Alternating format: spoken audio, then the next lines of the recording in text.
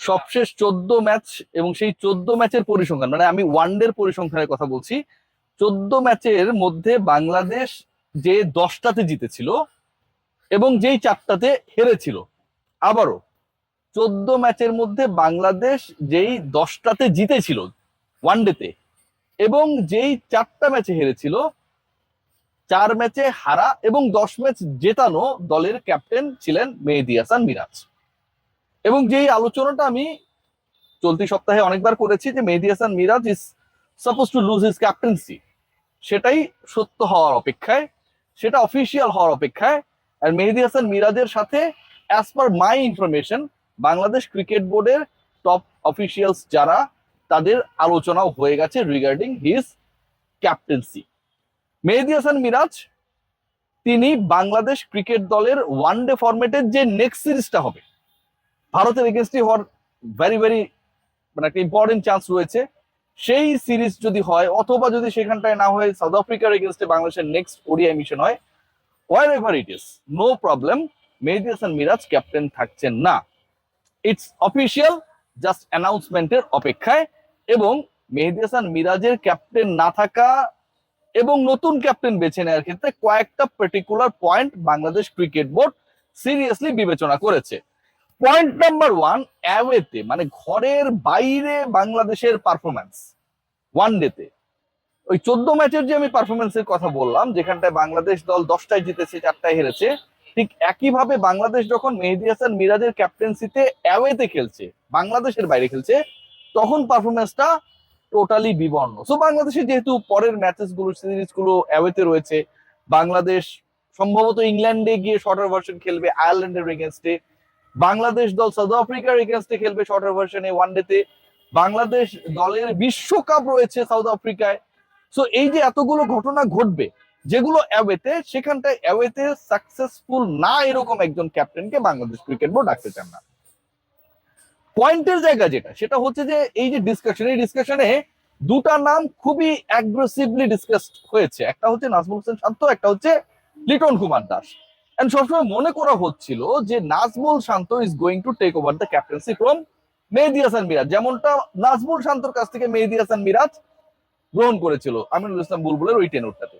But ঘটনা যা, তাতে Bangladesh cricket board they are considering Liton Kumar Das as the new ODI captain and definitely till the end of the upcoming 50 overs World Cup.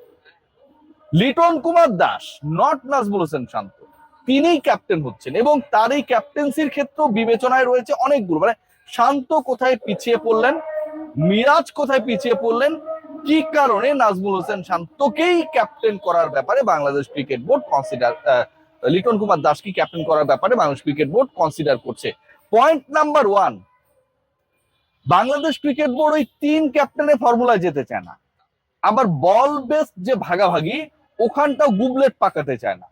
এখন বাংলাদেশের red বলের ক্যাপ্টেনকে test captain Nazmul শান্ত, এখন test captain তিনি, আবার তিনি হোয়াইট বলের ওয়ানডে ফরম্যাটের ক্যাপ্টেন হলেন, আবার হোয়াইট বলের টি-20-র ক্যাপ্টেন হয়ে গেলেন Liton Kumar Das. Bangladesh cricket board they are not thinking like that.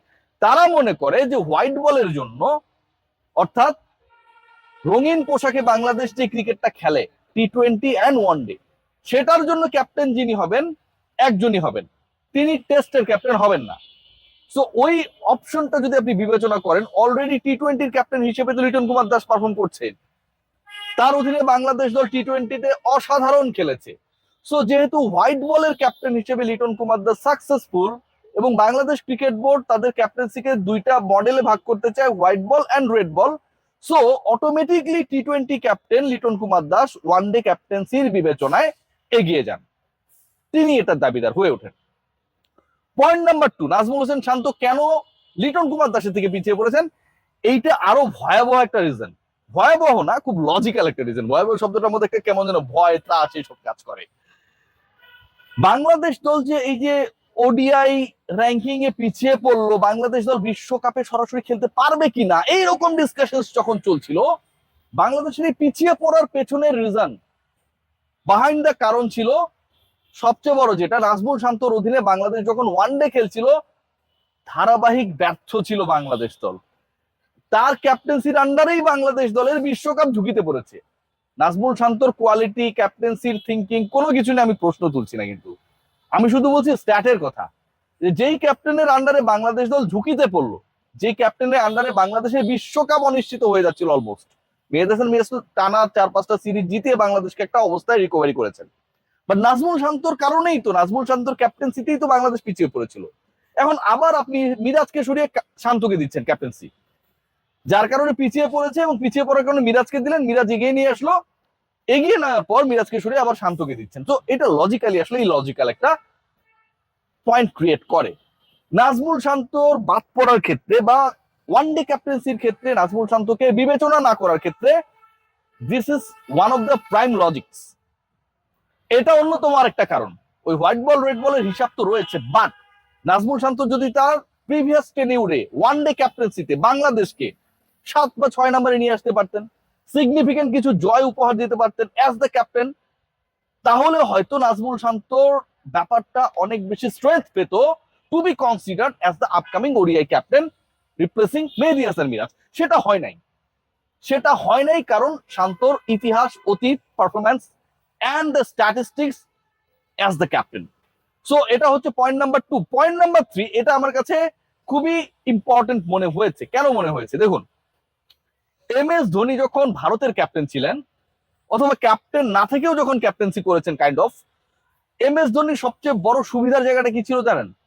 স্ট্যাম্পের পেছনে তার যে role, wicket keeper, he can read the whole game, he can read the mind of the batter and definitely the philosophy of a particular bowler যে তার দলের।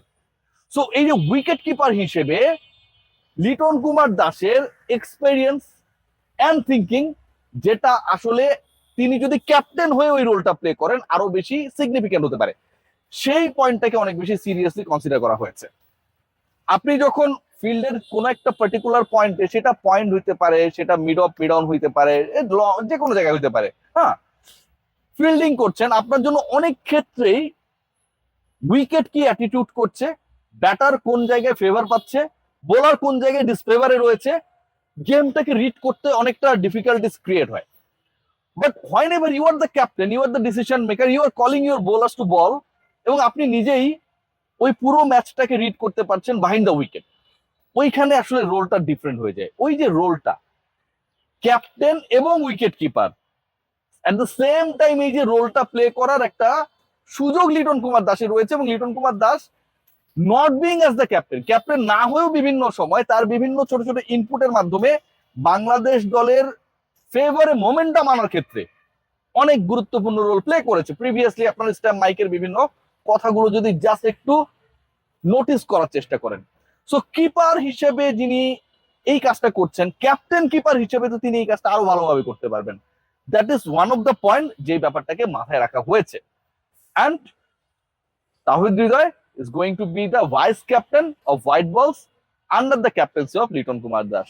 So overall যদি আমি long discussion short করি, মেহেদী হাসান মিরাজের এক্সিট প্ল্যান ডান। পরের one day সিরিজে নতুন ক্যাপ্টেন বাংলাদেশ পাচ্ছে, নতুন ক্যাপ্টেন লিটন কুমার দাস। শান্তকে কনসিডার করা হয়নি তার পাস্টের জন্য, হোয়াইট বল রেড বলের হিসাবের জন্য। লিটন কুমার দাসের কান্ধে বিশ্বকাপের বোঝা। দেখা যাক কি হয় শেষ পর্যন্ত।